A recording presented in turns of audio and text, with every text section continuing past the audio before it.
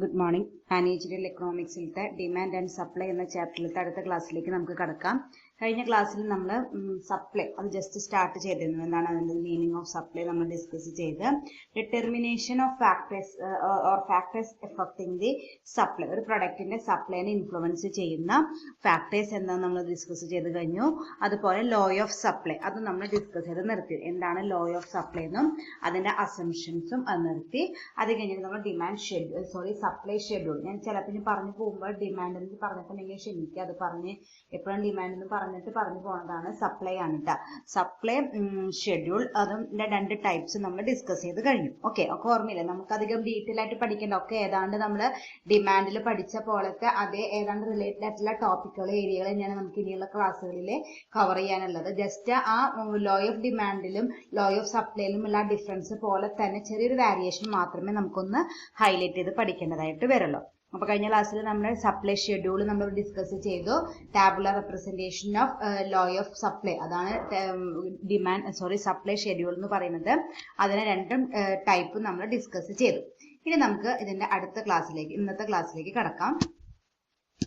ഇന്ന് നമ്മൾ ഡിസ്കസ് ചെയ്യാൻ പോണ ആദ്യത്തെ ടോപ്പിക് എന്ന് പറയുന്നത് സപ്ലൈ കർവ്. അതാണ് നമ്മുടെ ആദ്യത്തെ ടോപ്പിക് ആയിട്ട് പറയുന്നത്. എന്താണ് സപ്ലൈ കർവ്? നമ്മൾ ഡിമാൻഡ് കർവ് പഠിച്ചോണം തന്നെ ഒരു ടോപ്പിക് തന്നെയാണ് സപ്ലൈ കർവ് എന്ന് പറയുന്നത്. When the supply schedule is shown graphically it is called supply curve. The graphical representation of supply schedule is called supply curve. നമ്മൾ ഡിമാൻഡ് കർവ് പഠിച്ചോണം. Demand കർവിൽ നമ്മൾ എന്താ പഠിച്ചത്? ഡിമാൻഡ് ഷെഡ്യൂളിന്റെ ഗ്രാഫിക്കൽ റെപ്രസെന്റേഷൻ ആണ് ഡിമാൻഡ് കർവ് എന്ന് പഠിച്ചു. അതുപോലെ തന്നെയാണ് സപ്ലൈ കർവും. സപ്ലൈ ഷെഡ്യൂളിന്റെ ഗ്രാഫിക്കൽ റെപ്രസെന്റേഷനെ വിളിക്കുന്ന പേരാണ് സപ്ലൈ കർവ്.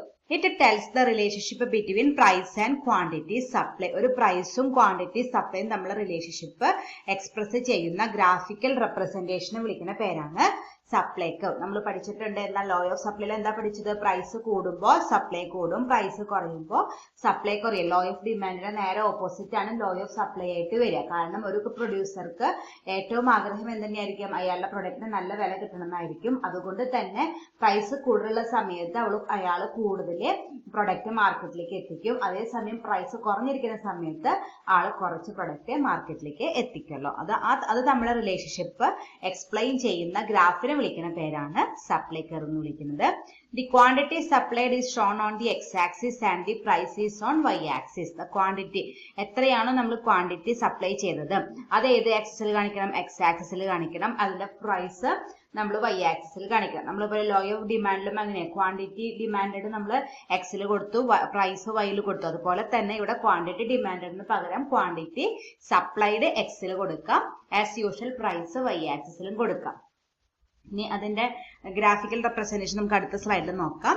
അപ്പൊ ഇത്രയ്ക്കാണ് സപ്ലൈ കർവിനെ കുറിച്ച് മീനിങ് പഠിക്കാനുള്ളത്. നമ്മുടെ സപ്ലൈ ഷെഡ്യൂളിന്റെ ഗ്രാഫിക്കൽ റെപ്രസെന്റേഷൻ ആണ് നമ്മൾ ഇതെന്ന് പറയുന്നത് സപ്ലൈ കർവ് എന്ന് പറയുന്നത്. സപ്ലൈ ഷെഡ്യൂൾ എന്നാൽ നമ്മൾ ഇന്നലെ പഠിച്ചിട്ടുണ്ടായിരുന്നു. അതായത് ഒരു പെർട്ടിക്കുലർ പ്രൈസിൽ എത്ര ക്വാണ്ടിറ്റി ഡിമാൻഡ് ചെയ്തു, ഇൻഡിവിജ്വൽ ഉണ്ട് മാർക്കറ്റും ഉണ്ട്. ഒരു ഇൻഡിവിജ്വൽ സപ്ലയർ എത്ര സപ്ലൈ ചെയ്തു, അതാണ് ഇൻഡിവിജ്വൽ സപ്ലൈ ഷെഡ്യൂൾ. മൊത്തം ആ മാർക്കറ്റിലെ എല്ലാ പ്രൊഡ്യൂസേഴ്സും കൂടി എത്ര കമ്മോഡിറ്റി സപ്ലൈ ചെയ്തു, അതാണ് മാർക്കറ്റ് ഡിമാൻഡ് ഷെഡ്യൂൾ എന്നും പഠിച്ചു. അതുപോലെ തന്നെ ഇതിനും രണ്ട് ടൈപ്സ് ഉണ്ട്. Types of supply curve, individual supply കർവും മാർക്കറ്റ് സപ്ലൈ കർവും. അതിൽ ഇൻഡിവിജ്വൽ സപ്ലൈ കർവ് എന്ന് വെച്ചാൽ graphical representation of individual supply schedule. നേരത്തെ പഠിച്ചോണം തന്നെ. മെയിൻ ആയിട്ടും സപ്ലൈ കർവ് എന്ന് പറഞ്ഞാൽ സപ്ലൈ ഷെഡ്യൂളിന്റെ ഗ്രാഫിക്കൽ റെപ്രസെന്റേഷൻ ആണ്. അപ്പൊ ഇൻഡിവിജ്വൽ സപ്ലൈ കർവ് എന്ന് പറഞ്ഞാല് ഇൻഡിവിജ്വൽ സപ്ലൈ ഷെഡ്യൂളിന്റെ ഗ്രാഫിക്കൽ റെപ്രസെന്റേഷൻ ആവും.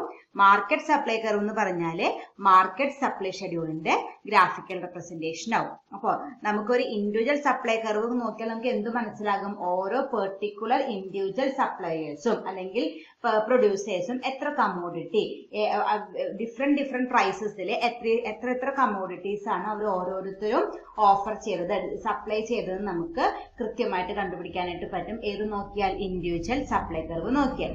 അതേസമയം മാർക്കറ്റ് സപ്ലൈ കർവ് നോക്കിയാൽ നമുക്ക് എന്താ മനസ്സിലാവുക? ഓരോ സമയത്തും ഓരോ പ്രൈസ് ലെവലിലും മൊത്തം ആ മാർക്കറ്റിലെ എല്ലാ പ്രൊഡ്യൂസേഴ്സും കൂടി എത്ര എമൗണ്ട് ഓഫ് ക്വാണ്ടിറ്റി സപ്ലൈ ചെയ്തു അത് നമുക്ക് കൃത്യമായിട്ട് ഏത് നോക്കിയാൽ അറിയാൻ പറ്റുള്ളൂ? മാർക്കറ്റ് സപ്ലൈ കർവ് നോക്കിയാൽ അറിയാൻ പറ്റുള്ളൂ. ഒരു മാർക്കറ്റ് സപ്ലൈ കർവ് നോക്കിയാൽ individual suppliers A B C ഇങ്ങനെ 3 സപ്ലയേഴ്സ് ഉണ്ട്, പ്രൊഡ്യൂസേഴ്സ് ഉണ്ടെന്ന് വെച്ചാലും ഓരോരുത്തരും എത്ര കോൺട്രിബ്യൂട്ട് ചെയ്തു എന്ന് നമുക്ക് ഫൈൻഡ് ഔട്ട് ചെയ്യാനായിട്ട് പറ്റില്ല. മൊത്തം ആ മാർക്കറ്റിന്റെ എത്ര സപ്ലൈ ചെയ്തു, 10 രൂപയായിരുന്നു അപ്പോൾ എത്ര സപ്ലൈ ചെയ്തു, അതുപോലെ 10 രൂപ 15 ആയിട്ട് കൂടിയപ്പോൾ എത്ര സപ്ലൈ ചെയ്തു, അങ്ങനെ നമുക്ക് കണ്ടുപിടിക്കാനായിട്ട് പറ്റുള്ളൂ. അപ്പൊ ഇത് രണ്ടുമാണ് നമുക്ക് സപ്ലൈ കർവിന്റെ 2 ടൈപ്സ് ആയിട്ട് വരിക. ഇതാണ് ഈ സ്ലൈഡിൽ നമുക്ക് പഠിക്കാനുള്ളത്. സപ്ലൈ കർവിന്റെ മീനിങ് പഠിക്കാൻ എളുപ്പമാണ്. സപ്ലൈ ഷെഡ്യൂളിന്റെ ഗ്രാഫിക്കൽ റെപ്രസെന്റേഷൻ വിളിക്കുന്ന പേരാണ് സപ്ലൈ കർവ് വിളിക്കുന്നത്. 2 ടൈപ്സ് ഉണ്ട്, ഇൻഡിവിജ്വൽ സപ്ലൈ കർവും മാർക്കറ്റ് സപ്ലൈ കർവും. ഇതാണ് ഞാൻ നേരത്തെ പറഞ്ഞത് സപ്ലൈ കർവിന്റെ ഗ്രാഫിക്കൽ റെപ്രസെന്റേഷൻ. അത് നമ്മളിത് പഠിക്കേണ്ടതായിട്ട്, നമ്മൾ ഡിമാൻഡ് കർവിന്റെ ഗ്രാഫ് പഠിച്ചില്ലേ, അതുപോലെ തന്നെ സപ്ലൈ കർവിന്റെ ഗ്രാഫ് ഇങ്ങനെയാണ് വരിക. എന്താണ്? അപ്വേർഡ് ട്രെൻഡ് ആണ്. നമ്മൾ ഡിമാൻഡ് കർവ് എങ്ങനെ പഠിച്ചേക്കുന്നത്? ഡൗൺവേർഡ് ട്രെൻഡ് ആണ് പഠിച്ചിരിക്കുന്നത്. കാരണം പ്രൈസ് കൂടും തോറും ക്വാണ്ടിറ്റി ഡിമാൻഡ് കുറയാണ് ചെയ്യുക. അതേസമയം സപ്ലൈ കർവ് എങ്ങനെയാണ്? പ്രൈസ് കൂടും തോറും സപ്ലൈ കൂടണം. കാരണം പ്രൈസ് കൂടുമ്പോഴാണ് പ്രൊഡ്യൂസേഴ്സ് കൂടുതൽ കമ്മോഡിറ്റി മാർക്കറ്റിലേക്ക് എത്തിക്കുക. അപ്പൊ 15 റുപ്പീസ് ആയിരുന്നപ്പോ ആകെ സപ്ലൈ ചെയ്ത് 5 യൂണിറ്റ് ആയിരുന്നു. പക്ഷെ 15 എന്നുള്ളത് 20 ആയിട്ട് മാറിയപ്പോ 6 യൂണിറ്റ് അല്ലെങ്കിൽ 6 ലിറ്റേഴ്സ് അവർ സപ്ലൈ ചെയ്തു. 25 ആയിട്ട് കൂടിയപ്പോ 7 ലിറ്റേഴ്സ് സപ്ലൈ ചെയ്തു. 30 ആയിട്ട് കൂടിയപ്പോ 8 ലിറ്റേഴ്സ് സപ്ലൈ ചെയ്തു. അപ്പൊ പ്രൈസ് കൂടും തോറും സപ്ലൈ കൂടുന്നുണ്ട്. അതുകൊണ്ട് തന്നെ നമ്മുടെ സപ്ലൈ കർവിന്റെ ഡയറക്ഷൻ എങ്ങനെയായിരിക്കും? അപ്വേർഡ് ആയിരിക്കും. ഡിമാൻഡ് കർവിന്റെ ഡൗൺവേർഡ് ആയിരുന്നു ഫ്രം ലെഫ്റ്റ് ടു റൈറ്റ്. ഇത് upward from right to left ആണ് ഇതിന്റെ ഡയറക്ഷൻ ആയിട്ട് വരിക. നമ്മുടെ സപ്ലൈ കർവിന്റെ ഡിമാൻഡ് കർവിന് നേരെ ഓപ്പോസിറ്റ് ആണ് എന്ത് വരിക? സപ്ലൈ കർവ് വരിക. അത് കാരണം നമ്മൾ പ്രൈസ് കൂടുമ്പോൾ സപ്ലൈ കർവിൽ സപ്ലൈ കൂടാണ് ചെയ്യണത്. അവിടെ ഡൗൺവേർഡ് ആവാനുള്ള കാരണം പ്രൈസ് കൂടും തോറും ഡിമാൻഡ് കുറയാണ് ചെയ്യുക. അപ്പൊ അതുകൊണ്ടാണ് അത് ഡൗൺവേർഡ് ആയത്. പക്ഷെ സപ്ലൈ കർവിൽ നമ്മൾ എന്താ പഠിച്ചത്? പ്രൈസ് കൂടും തോറും സപ്ലൈ കൂടാണ് ചെയ്യുക. അപ്പൊ അതുകൊണ്ട് എപ്പോഴും സപ്ലൈ കർവിന് അപ്വേർഡ് ഡയറക്ഷൻ ആയിരിക്കും. അപ്പൊ ഇതാണ് നമ്മൾ ഡിമാൻഡ് സപ്ലൈ കർവിന്റെ ഗ്രാഫായിട്ട് പഠിച്ചു വെക്കുന്നത്. ഇനി നമുക്ക് അടുത്ത ഡിസ്കസ് ചെയ്യാനുള്ള ടോപ്പിക് എന്ന് പറയുന്നത് movements on the supply curve ആണ്. നമ്മൾ ഡിമാൻഡ് കർവിലും പഠിച്ചിട്ടുണ്ട് movements on the demand curve. അതിന് ചെറിയൊരു വ്യത്യാസം മാത്രം ഉണ്ടാവുള്ളൂ. Movements on the supply curve അവിടെ നമ്മൾ എന്താ പഠിച്ചിരിക്കുന്നത്? പ്രൈസ് എന്നൊരു ഫാക്ടർ കൊണ്ട് സപ്ലൈയിൽ എന്തെങ്കിലും ചേഞ്ചസ് ഉണ്ടായാൽ അതിനെ ഡിമാൻഡിൽ എന്തെങ്കിലും ചേഞ്ചസ് ഉണ്ടായാൽ അതിനെ വിളിക്കുന്ന പേരാണ് movements in the demand curve എന്ന് നമ്മൾ അവിടെ പഠിച്ചു. അപ്പൊ ഇവിടെ എന്തായിരിക്കും? പ്രൈസ് എന്ന ഫാക്ടറിൽ എന്തെങ്കിലും ചേഞ്ച് വന്നത് കൊണ്ട് നമ്മുടെ സപ്ലൈയിൽ എന്തെങ്കിലും മാറ്റം വന്നാൽ അതിനെ വിളിക്കുന്ന പേരാണ് movement on the supply curve. നമ്മൾ കുറെ ഫാക്ടേഴ്സ് ഇൻഫ്ലുവൻസ് നമ്മൾ കഴിഞ്ഞ ക്ലാസ്സിൽ പഠിച്ചു. അതിൽ ഏറ്റവും ആദ്യത്തെ ഫാക്ടർ ആയ പ്രൈസ് എന്ന് പറഞ്ഞ ഫാക്ടർ ചേഞ്ച് ചെയ്തത് കൊണ്ട് എന്തിലുണ്ടായ മാറ്റം? സപ്ലൈയിൽ ഉണ്ടായ ചേഞ്ചിനെ വിളിക്കുന്ന പേരാണ് movements on the supply curve. When quantity supplied changes due to the change in price only, other factors remains constant. നമ്മൾ ഇന്ന് കഴിഞ്ഞ ദിവസം പഠിച്ച 10 ഫാക്ടറിലെ ബാക്കി 9 ഫാക്ടേഴ്സും കോൺസ്റ്റന്റ് ആയിട്ട് നിന്നിട്ട് പ്രൈസ് മാത്രം ചേഞ്ച് ചെയ്തത് കൊണ്ട് ക്വാണ്ടിറ്റി ചേഞ്ച് ചെയ്താൽ it is called movements along the supply curve. When quantity supplied changes due to change in the price only, it is called movements along the supply curve. It is also called change in quantity supplied. അവിടെ നമ്മൾ change in quantity demand ആണ് പഠിച്ചിരുന്നത്. ഇവിടെ എന്താണ്? change in quantity supplied. There are 2 types of change movement of on the demand curve: extension and contraction. അവിടെ extension of demand എന്നും contraction of demand എന്നാണ് പഠിച്ചിരുന്നത്. ഇവിടെ എന്താണ്? extension of supplyയും contraction of supplyയുമാണ്. ഇനി what is extension of supply? Rise in the supply due to rise in price is called extension of supply. It is also called increase in quantity supply. നമ്മുടെ price കൂടിയത് കൊണ്ട് supply കൂടിയാൽ അതിനെ വിളിക്കുന്ന പേരാണ് extension of supply. നമ്മൾ law of ഡിമാൻഡിലും ഇത് പഠിച്ചിട്ടുണ്ട്. അപ്പൊ അങ്ങോട്ട് ഇങ്ങനെ തെറ്റിക്കരുത്. നമ്മൾ എപ്പോഴും പഠിക്കുമ്പോൾ റിലേറ്റ് ചെയ്തിട്ട് പഠിക്കുക. അപ്പൊ നമുക്ക് കുറച്ചും കൂടി ഓർത്തെടുക്കാനായിട്ട് എളുപ്പമുണ്ടാവും. ഓക്കെ, അതാണെങ്കിൽ ബുദ്ധിമുട്ടോ ഒക്കെ കൂടി ആവുമ്പോൾ തെറ്റാൻ സാധ്യതയുണ്ട്. അപ്പൊ അവിടെ നമ്മൾ എക്സ്റ്റൻഷൻ പഠിച്ചത് കൊണ്ട് ഇവിടെ പ്രത്യേകം ശ്രദ്ധിച്ച് പഠിക്കണം. ഇവിടെ എന്താ നമ്മൾ പഠിച്ചത്? പ്രൈസ് കൂടിയത് കൊണ്ട് സപ്ലൈ കുറഞ്ഞു, സപ്ലൈ കൂടി, അതിനെ വിളിക്കുന്ന പേരാണ് എക്സ്റ്റൻഷൻ എന്ന് വിളിക്കുന്നത്. അവിടെ നമ്മൾ എക്സ്റ്റൻഷൻ ഓഫ് ഡിമാൻഡ് എന്താ പഠിച്ചത്? Increase in demand due to fall in price. അവിടെയും എന്താണ് കൂടി? എന്ത് കൂടി? ഡിമാൻഡ് കൂടി, ഇവിടെ സപ്ലൈയും കൂടി. അവിടെ ഡിമാൻഡ് കൂടാനുള്ള കാരണം എന്താണ്? പ്രൈസ് കുറഞ്ഞപ്പോ. ഇവിടെ സപ്ലൈ കൂടാനുള്ള കാരണം പ്രൈസ് കൂടിയപ്പോ. കാരണം ഇവിടെ സപ്ലൈ കൂടണമെങ്കിൽ നമുക്ക് പ്രൈസ് കൂടിയാലേ സപ്ലൈ കൂട്ടാനായിട്ട് പറ്റുള്ളൂ. അപ്പൊ അതാണ് extension of supply. Extension of demand ആയാലും എക്സ്റ്റൻഷൻ ഓഫ് സപ്ലൈ ആയാലും എന്താണ്? രണ്ടിനും, സപ്ലൈ ആയാലും ഡിമാൻഡിലും രണ്ടും കൂടണം. പക്ഷെ റീസൺ വ്യത്യാസം ഉണ്ടാവും. എക്സ്റ്റൻഷൻ ഓഫ് ഡിമാൻഡിന്റെ റീസൺ എന്ന് പറയുന്നത് പ്രൈസ് കുറഞ്ഞത് കൊണ്ടാണ്. പക്ഷെ എക്സ്റ്റൻഷൻ ഓഫ് സപ്ലൈ റീസൺ എന്ന് പറയുന്നത് പ്രൈസ് കൂടിയത് കൊണ്ടാണ്. അതിന് വേറൊരു പേരുണ്ട്, അതാണ് increase in quantity supply. Okay. Then second one is contraction of demand. നേരത്തെ നേരെ opposite, supply, fall in supply due to fall in price. അതിനെ വിളിക്കുന്ന പേരാണ് contraction of supply. നമ്മൾ എന്ത് കുറഞ്ഞിട്ടുണ്ട്? സപ്ലൈ കുറഞ്ഞു. അതിന്റെ റീസൺ എന്താണ്? പ്രൈസ് കുറഞ്ഞത് കൊണ്ടാണ്. കാരണം പ്രൊഡ്യൂസർക്ക് താല്പര്യമില്ല, ഇപ്പൊ സപ്ലൈ ചെയ്യാനുണ്ടായാലും അതിന് കൂടുതൽ കാശ് എക്സ്പെക്ട് ചെയ്യുന്നുണ്ട്, അതുകൊണ്ട് ആളധികം അത് കൊണ്ടുവരുന്നില്ല. അപ്പൊ സപ്ലൈ കുറഞ്ഞു, അതിന്റെ റീസൺ എന്ന് പറയുന്നത് പ്രൈസ് കുറഞ്ഞതാണെങ്കിൽ അതിന് വിളിക്കുന്ന പേരാണ് contraction of supply. It is also called decrease in quantity supply. അതിന്റെ വേറൊരു പേരാണ് ഡിക്രീസ് ഇൻ ക്വാണ്ടിറ്റി സപ്ലൈ എന്ന് പറയുന്നത്. ഓക്കെ. അപ്പൊ നമ്മൾ എക്സ്റ്റൻഷനും പഠിച്ചു, കോൺട്രാക്ഷൻ ഓഫ് സപ്ലൈയും പഠിച്ചു. എക്സ്റ്റൻഷൻ എന്ന് പറഞ്ഞാൽ സപ്ലൈ കൂടി, പക്ഷെ റീസൺ പ്രൈസ് കൂടിയത് കൊണ്ടാണ്. കോൺട്രാക്ഷൻ എന്ന് പറയുന്നത് നമ്മുടെ സപ്ലൈ കൂടിയിട്ടുണ്ട്, റീസൺ കുറഞ്ഞിട്ടുണ്ട്. റീസൺ എന്ന് പറയുന്നത് എന്താണ്? സപ്ലൈ കുറഞ്ഞിട്ടുണ്ട്, റീസൺ എന്ന് പറയുന്നത് പ്രൈസ് കുറഞ്ഞത് കൊണ്ടാണ്. അതാണ് വിളിക്കുന്ന പേരാണ് കോൺട്രാക്ഷൻ ഓഫ് സപ്ലൈ. ഇതാണ് ഇതിന്റെ ഗ്രാഫിക്കൽ റെപ്രസെന്റേഷൻ ആയിട്ട് വന്നിരിക്കുന്നത്. മൂവ്മെന്റ്സ് ഓൺ ദി സപ്ലൈ കർവിന്റെ ഗ്രാഫ് വന്നിരിക്കുന്നത് ഇതാണ്. നമ്മൾ ലോ ഓഫ് ഡിമാൻഡ് അല്ല, ഡിമാൻഡിൽ പഠിച്ചോണം തന്നെ, പക്ഷെ അതിന്റെ ഡയറക്ഷൻ വ്യത്യാസമുണ്ട്. ഡിമാൻഡിന്റെ കർവിന്റെ ഷേപ്പ് നമ്മൾ ഇങ്ങനെ ഡൗൺവേർഡ് സ്ലോപ്പിംഗ് ആണ്, പക്ഷെ ഇത് എങ്ങനെ ചെയ്യണം? ഇത് ഇങ്ങനെയാണ്, അപ്വേർഡ് സ്ലോപ്പിംഗ് ഡയറക്ഷൻ എഴുതണം. എന്നിട്ട് ഈ ഒരു ഏരിയ ആണ് നമ്മുടെ കോൺട്രാക്ഷൻ എന്ന് പറയുന്നത്. കാരണം എന്താണ്? നമുക്ക് കോൺട്രാക്ഷൻ എന്ന് പറഞ്ഞാൽ എന്താണ്? സപ്ലൈ കുറയണം. ഈ ഒരു ഏരിയ എക്സ്റ്റൻഷൻ ആണ്. കാരണം എന്താണ്? നമുക്ക് പ്രൈസ് കൂടിയിരിക്കുന്ന ഏരിയ ഇതാണ്, ഇത് കുറഞ്ഞിരിക്കണം. ആ ഏരോ മാർക്ക് നോക്കുക, ഇത് കൂടണേന്റെയാണ്. അത് കൂടി. എന്തുകൊണ്ടാണ്? പ്രൈസ് കൂടിയപ്പോ എന്ത് കൂടി? സപ്ലൈ കൂടി. ദെൻ ഇത് അതിന്റെ ഏരോ മാർക്ക് നോക്കി നോക്കിയാൽ കുറഞ്ഞു കുറഞ്ഞു വരാണ്. കാരണം പ്രൈസ് കുറഞ്ഞപ്പോ നമ്മുടെ എന്ത് കൂടി? സപ്ലൈ കുറഞ്ഞു. അപ്പൊ ആദ്യം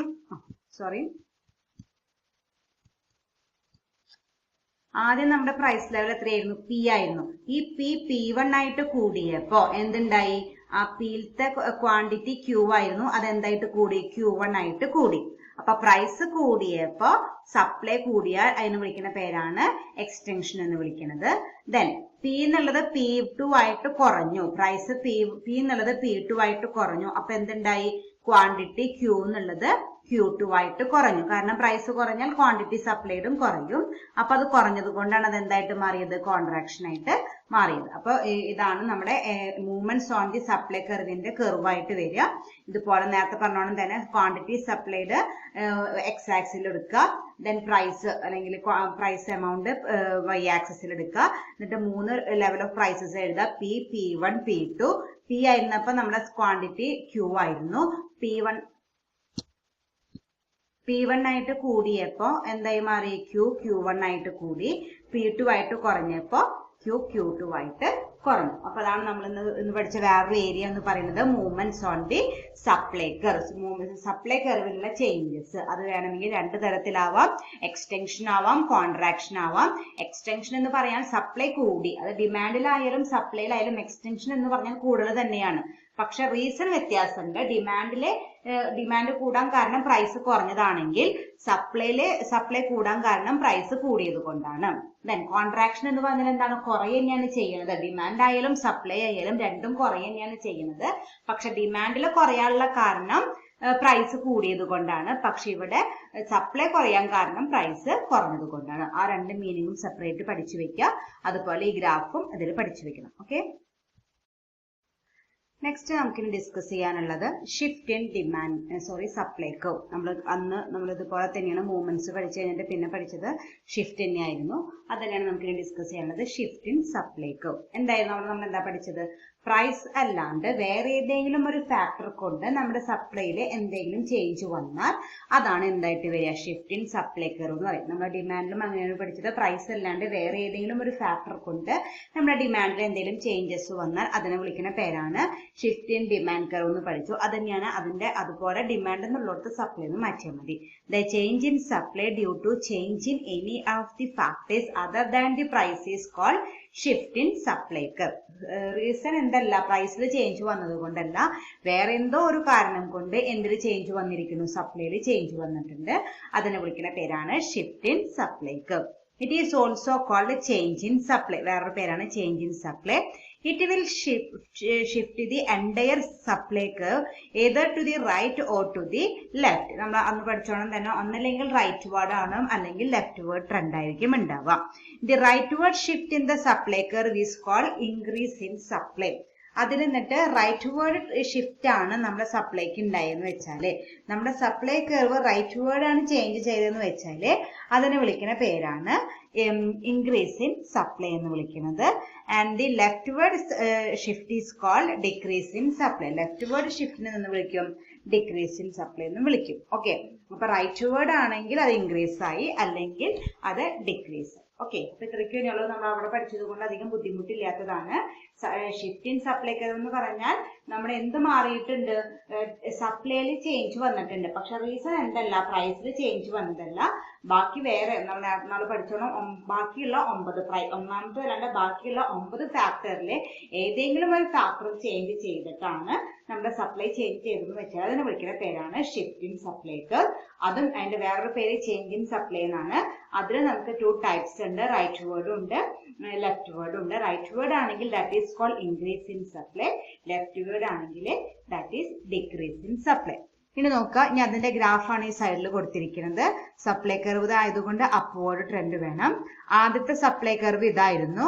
അത് കഴിഞ്ഞിട്ട് എന്തുണ്ടായി, റൈറ്റ് വേർഡ് ഷിഫ്റ്റ് ഉണ്ടായി. റൈറ്റ് വേർഡ് ഷിഫ്റ്റ് എന്ന് വെച്ചാൽ നമുക്ക് എന്തുണ്ടായി, ഇൻക്രീസ് ഉണ്ടായി. പ്രൈസ് കോൺസ്റ്റന്റ് ആയിട്ട് നിൽക്കുന്നതാണ് എല്ലാത്തിലും.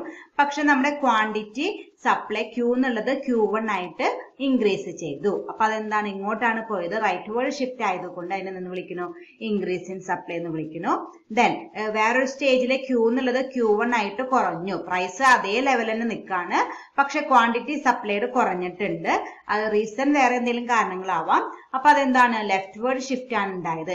ഈ സപ്ലൈ കർവ് എന്തായിട്ട് മാറി, ഈ S2 ആയിട്ട് മാറി. അപ്പൊ ലെഫ്റ്റ് വേർഡ് ഷിഫ്റ്റ് ഉള്ളത് കൊണ്ട് അതിനെ നിന്ന് വിളിക്കുന്നു ഡിക്രീസ് ഇൻ സപ്ലൈ കർവ് എന്ന് വിളിക്കുന്നു. ഓക്കെ, അപ്പൊ ഇതാണ് അതിന്റെ ഗ്രാഫ് വരിക. സപ്ലൈ കർവ് വരയ്ക്കുക, ഒരു പ്രൈസ് ലെവൽ വരയ്ക്കുക, 3 ക്വാണ്ടിറ്റി സപ്ലൈഡ് വരയ്ക്കുക, അതിന്റെ കറസ്പോണ്ടിങ് കർവ്സ് വരയ്ക്കുക. ഇങ്ങോട്ടുള്ളത് ഇൻക്രീസും അങ്ങോട്ടുള്ളത് ഡിക്രീസിങ്ങുമാണ്. അതായത് റൈറ്റ് വേർഡ് ഉള്ളത് ഇൻക്രീസിങ്ങും ലെഫ്റ്റ് വേർഡ് ഉള്ളത് decreasing supply in shift in supply curve ആണ്. ഓക്കെ, അപ്പൊ നമ്മള് മൂവ്മെന്റും പഠിച്ചു, ഷിഫ്റ്റും പഠിച്ചു. ഇനി നമുക്ക് നോക്കാനുള്ളത് അതിലെ കമ്പാരിസൺ ആണ്. അത് തന്നെയാണ് നമ്മുടെ ഡിമാൻഡിലും അങ്ങനെ തന്നെ പഠിച്ചിരിക്കുന്നത്. ഇനി ഇതിന്റെ കമ്പാരിസൺ നമുക്ക് നോക്കാം. Comparison between this movement and shift. ആദ്യം പഠിച്ച മൂവ്മെന്റും ഷിഫ്റ്റും തമ്മിലുള്ള കമ്പാരിസൺ ആണ്.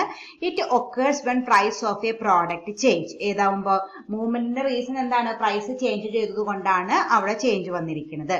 ഷിഫ്റ്റിലോ it occurs when there are changes in other factors. പ്രൈസിലല്ല ചേഞ്ച് വന്നേക്കുന്നത്, അതർ ഫാക്ടേഴ്സിൽ ചേഞ്ച് വന്നപ്പോഴാണ് എന്തുണ്ടായേക്കുന്നത്, ഷിഫ്റ്റ് ഉണ്ടായേക്കുന്നത്. അതാണ് ഒന്നാമത്തെ ഡിഫറൻസ് എന്ന് പറയുന്നത്. മൂവ്മെന്റിലെ റീസൺ എന്ന് പറയുന്നത് പ്രൈസ് ചേഞ്ച് ചെയ്തത് കൊണ്ടാണ്. ഷിഫ്റ്റിന്റെ റീസൺ എന്ന് പറയുന്നത് പ്രൈസ് അല്ലാണ്ട് വേറെ ഏതോ ഒരു ഫാക്ടർ ചേഞ്ച് ചെയ്തത് കൊണ്ടാണ് സപ്ലൈയിൽ change ഉണ്ടായേക്കുന്നത്. Then movement it is also called a change in quantity supplied. It is also called a change in supply. രണ്ട് പേരുണ്ട്, നമ്മൾ നേരത്തെ പഠിച്ചത് തന്നെയാണ്. മൂവ്മെന്റിനെ ചേഞ്ച് ഇൻ ക്വാണ്ടിറ്റി സപ്ലൈഡ് എന്ന് വിളിക്കാം, ഷിഫ്റ്റിനെ ചേഞ്ച് ഇൻ സപ്ലൈ എന്ന് വിളിക്കാം. Then movement may be upward or downward. അതെന്താണ്, നമ്മുടെ മൂവ്മെന്റ് എങ്ങനെയാണ്, അപ്വേർഡും ഡൗൺവേർഡ് ആണ്. ഇതെന്താണ്, റൈറ്റ് വേർഡും ലെഫ്റ്റ് വേർഡും ആണ്. Then it is always along the same supply curve. New supply curve is drawn. ഇതും നമ്മൾ ഡിമാൻഡിലെ കമ്പാരിസണിൽ പഠിച്ച അതേ പോയിന്റ് തന്നെയാണ്. മൂവ്മെന്റ് ഉണ്ടാവുന്നത് ഒരേ സപ്ലൈ കർവിൽ തന്നെ അങ്ങോട്ടും ഇങ്ങോട്ടും അപ്വേർഡ് ഡൗൺവേർഡ് മൂവ്മെന്റ് നടത്തുമ്പോഴാണ് നമുക്ക് മൂവ്മെന്റ്സ് ഉണ്ടാവുന്നത്. പക്ഷെ ഷിഫ്റ്റിൽ അങ്ങനെയല്ല. ഓരോ ഇപ്പൊ ലെഫ്റ്റ് വേർഡ് ആയാലും റൈറ്റ് വേർഡ് ആയാലും നമ്മൾ പുതുതായിട്ട് പുതിയൊരു സപ്ലൈ കർവ് ഡ്രോ ചെയ്തിട്ടാണ് അത് നമുക്ക് വരുന്നത്, ഷിഫ്റ്റ് ഉണ്ടാവുന്നത്. അപ്പോൾ മൂവ്മെന്റിൽ നമ്മൾ ഒരേ സപ്ലൈ കർവിൽ തന്നെ അങ്ങോട്ടും ഇങ്ങോട്ടും മൂവ് ചെയ്യാണ് ഇപ്പൊ ചെയ്യുന്നത്. പക്ഷെ ഷിഫ്റ്റിൽ അങ്ങനെയല്ല. നമ്മൾ ഓരോ സിറ്റുവേഷനും അല്ലെങ്കിൽ ഓരോ അപ്വേർഡിനും റൈറ്റ് വേർഡിനും ഒക്കെ നമ്മൾ സെപ്പറേറ്റ് സപ്ലൈ കർവ് വരച്ചിട്ടാണ് അത് എക്സ്പ്ലെയിൻ ചെയ്യുന്നതായിട്ട് വരിക. അപ്പൊ ഇങ്ങനെ 4 ഡിഫറൻസ് തന്നെയാണ് ഡിമാൻഡും പഠിച്ചിരിക്കുന്നത്. അത് ഞാൻ ഇവിടെയും പഠിക്കാനുള്ളൂ. ആ ഡിഫറൻസ് ഒന്ന് നോട്ട് ചെയ്ത് വെക്കാം. ഓക്കെ, അപ്പൊ ഇന്ന് ഒരു വലിയൊരു ഏരിയ കഴിഞ്ഞു. നമ്മുടെ ഷിഫ്റ്റും മൂവ്മെന്റും അതിന്റെ കമ്പാരിസണും വളരെ ഇമ്പോർട്ടന്റ് ആണ്. പക്ഷെ നമ്മൾ ഓൾറെഡി പഠിച്ചിരിക്കുന്നത് കൊണ്ട് അധികം ബുദ്ധിമുട്ടില്ല. ഡിമാൻഡിൽ പഠിച്ചിട്ടുണ്ട്, ഏതാണ്ട് മോറുള്ള സെയിം തന്നെയാണ്. സപ്ലൈ ആയതുകൊണ്ട് അതിനനുസരിച്ചുള്ള ചെറിയ മാറ്റങ്ങൾ നമ്മൾ വരുത്തിയാൽ മതി. ഇനി നമുക്ക് നോക്കാനുള്ളത്, ഇതും നമ്മൾ ഡിമാൻഡിൽ പഠിച്ചിട്ടുള്ളത് തന്നെയാണ്. ഇലാസ്റ്റിസിറ്റി ഓഫ് സപ്ലൈ പഠിച്ചിട്ടുണ്ട്, ഇലാസ്റ്റിസിറ്റി ഓഫ് ഡിമാൻഡ് പഠിച്ചിട്ടുണ്ട്. അതുപോലെ തന്നെയാണ് elasticity of supply എന്ന് പറയുന്നത്. It measures the degree of responsiveness of the supply for a commodity to a change in its price. നമ്മുടെ ഡിമാൻഡിൽ എന്താ പഠിച്ചത്? പ്രൈസിൽ ചേഞ്ച് വന്നതുകൊണ്ട് ഡിമാൻഡിലെ എന്താണ് അതിന്റെ റെസ്പോൺസ്, പ്രൈസിന്റെ ചേഞ്ചിന് ഡിമാൻഡ് എങ്ങനെ റെസ്പോണ്ട് ചെയ്യും, അതാണ് നമ്മൾ എന്തെന്ന് പഠിച്ചത്? ഇലാസ്റ്റിസിറ്റി ഓഫ് ഡിമാൻഡ് എന്ന് പഠിച്ചത്. അത് തന്നെയാണ് ഇലാസ്റ്റിസിറ്റി ഓഫ് സപ്ലൈയിലും വരുന്നത്. പ്രൈസിൽ ചേഞ്ചസ് വന്നപ്പോ എങ്ങനെയാണ് സപ്ലൈ റെസ്പോണ്ട് ചെയ്തത്, കൂടിയോ കുറഞ്ഞോ? അത് നമുക്ക് നമ്മൾ അതിൽ പഠിച്ചോണം. ലോ ഓഫ് സപ്ലൈ പറയുമ്പോൾ നമുക്ക് കൂടി കുറഞ്ഞു എന്നാണ് നമുക്ക് പറയാനായിട്ട് പറ്റുള്ളൂ. ക്വാണ്ടിഫൈ ചെയ്ത് പറയാനായിട്ട് പറ്റില്ല. എത്ര പെർസെന്റേജ് കൂടി അല്ലെങ്കിൽ എത്ര പെർസെന്റേജ് കുറഞ്ഞു. പ്രൈസ് കൂടിയാൽ സപ്ലൈ കൂടുമെന്ന് നമ്മൾ പഠിച്ചിട്ടുണ്ട്. പക്ഷെ പ്രൈസ് കൂടിയത് കൊണ്ട് എത്ര പെർസെന്റേജ് സപ്ലൈ കൂടി, അതുപോലെ പ്രൈസ് കുറഞ്ഞത് കൊണ്ട് എത്ര പെർസെന്റേജ് സപ്ലൈ കുറഞ്ഞു, അത് നമുക്ക് കൃത്യമായിട്ട് എഴുതുന്ന കിട്ടില്ല, ലോ ഓഫ് സപ്ലൈ എന്ന് കിട്ടില്ല. അപ്പൊ അത് നമ്മൾ കണ്ടുപിടിക്കാനാണ് ഈ ഇലാസ്റ്റിസിറ്റി ഓഫ് സപ്ലൈ നമ്മൾ പഠിക്കേണ്ടതായിട്ടുള്ളത്. It measures the degree of responsiveness of the supply for a commodity to a change in its price. It refers to the extent to which the supply of the product increases or decreases as a result of the change in price. നമ്മുടെ പ്രൈസിൽ change വന്നത് കൊണ്ട് നമ്മുടെ പ്രൊഡക്റ്റിന്റെ supply എത്ര കൂടി അല്ലെങ്കിൽ നമ്മുടെ പ്രൊഡക്റ്റിന്റെ supply എത്ര കുറഞ്ഞു എന്ന് കൃത്യമായിട്ട് നമുക്ക് ക്വാണ്ടിഫൈ ചെയ്ത് കിട്ടണമെങ്കിൽ നമ്മൾ എന്ത് കണ്ടുപിടിക്കണം? ഈ ഇലാസ്റ്റിസിറ്റി കണ്ടുപിടിക്കണം. അതിന് നമുക്ക് ലോ ഓഫ് സപ്ലൈ ഡിപ്പെൻഡ് ചെയ്തിട്ട് കാര്യമില്ല. അതിൽ നമ്മൾ ഡിപ്പെൻഡ് ചെയ്യുന്നത് ഈ ഇലാസ്റ്റിസിറ്റി ആണ്. It is the ratio of percentage change in quantity supply to the percentage change in price.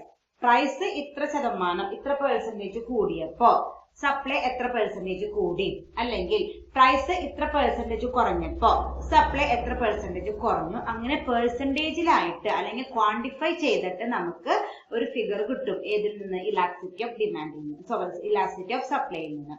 ഞാൻ ഇതിന്റെ ഡെഫിനിഷൻ ആണ് പഠിക്കുന്നത്. It is defined as the responsiveness of the seller to a change in the price of the product. അതായത് ഇപ്പൊ supply വരുന്നത് ആരുടെ ഭാഗത്തു നിന്നാണ്? സെല്ലർ അല്ലെങ്കിൽ പ്രൊഡ്യൂസറുടെ ഭാഗത്തു നിന്ന് വരുന്ന ആക്ഷൻ ആണ് എന്ന് പറയുന്നത് ഈ സപ്ലൈ എന്ന് പറയുന്നത്. അപ്പൊ ഒരു പ്രൊഡക്റ്റിന്റെ പ്രൈസിൽ ചേഞ്ച് വന്നപ്പോ ആ പ്രൊഡക്റ്റിന്റെ സെല്ലർ എങ്ങനെ റെസ്പോണ്ട് ചെയ്തു, അതിനെ വിളിക്കുന്ന പേരാണ് elasticity of supply. It is the responsiveness of the seller. ആ പ്രൊഡക്റ്റ് പ്രൊഡ്യൂസ് ചെയ്യുന്ന പ്രൊഡ്യൂസറിന്റെ റെസ്പോൺസീവ്നെസ് എന്തിനുള്ളത്? To a change in the price of the product. പ്രൊഡക്റ്റിന്റെ പ്രൈസിൽ ചേഞ്ച് വന്നത് കൊണ്ട് ആ സെല്ലർ അല്ലെങ്കിൽ ആ പ്രൊഡ്യൂസർ എങ്ങനെ റെസ്പോണ്ട് ചെയ്തു, അതിനെ വിളിക്കുന്ന പേരാണ് ഇലാസ്റ്റിസിറ്റി ഓഫ് സപ്ലൈ. അപ്പൊ അതിന്റെ മീനിങ് പഠിക്കാം. ആ സെക്കൻഡ് മീനിങ് പഠിച്ചാലും മതി, അല്ലെങ്കിൽ ഫസ്റ്റത്തെ ആ മീനിങ് പഠിച്ചാലും മതി. അതോടൊപ്പം ഈ ഡെഫിനേഷനും കൂടി പഠിച്ചു വരിക. ദെൻ അതിന്റെ ഇക്വേഷൻ ആണ് elasticity of supply is equal to percentage change in quantity supply divided by percentage change in price. ഡിമാൻഡിൽ നമ്മൾ എന്താ പഠിച്ചത്? Percentage change in quantity demand divided by percentage change in price എന്നാണ് പഠിച്ചത്. പക്ഷെ ഇവിടെ സപ്ലൈ ആയതുകൊണ്ട് എന്ത് മാറ്റിയാൽ മതി? Percentage change in quantity supply divided by percentage change in price എന്ന് മാറ്റി പഠിച്ചാൽ മതി. Then percentage change in quantity supplied എങ്ങനെ കാണാം? നമ്മൾ അതിന് പഠിച്ച പോലെ തന്നെ proportionate change in quantity supply divided by original quantity supply. അതിന്റെ ഡിമാൻഡ് എന്നുള്ളത് സപ്ലൈ എന്ന് മാറ്റിയാൽ മതി. ഞാൻ എഴുതിയിട്ടില്ല, അത് പഠിക്കേണ്ട ആവശ്യമൊന്നുമില്ല. ഇക്വേഷൻ നിങ്ങൾ അത്രയ്ക്ക് പഠിക്കേണ്ട, ജസ്റ്റ് ഈ ഒരു ഇക്വേഷൻ പഠിച്ചാൽ മതി. ഞാൻ ജസ്റ്റ് നിങ്ങൾക്ക് അറിയാൻ വേണ്ടി പറഞ്ഞല്ലോ. അതായത് ഇതിന്റെ അപ്പർ പോർഷനായി percentage change in quantity supply കണ്ടുപിടിക്കാൻ നമുക്ക് എന്ത് ഇക്വേഷൻ ഉപയോഗിക്കാൻ പറ്റുക?